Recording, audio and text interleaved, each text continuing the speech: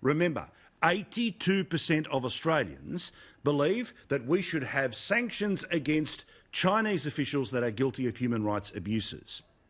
Well, recently, China was elected as the representative of this part of the world to the United Nations Human Rights Commission.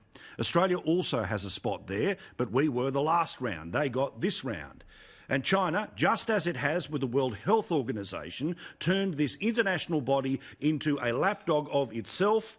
It has now turned the UN's Human Rights Commission into exactly the same lapdog. Let me explain.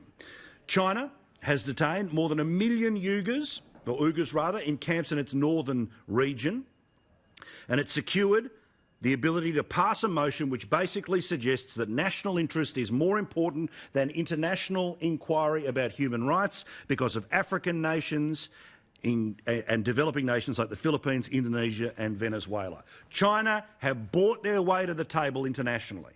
They have bought their way around the globe with things like the Belt and Road Initiative, which is in many of the countries I've just mentioned. The trade-off is that when it comes to deciding what is more important, human rights or the national interest of a country that is accused of the human rights, guess what the United Nations did?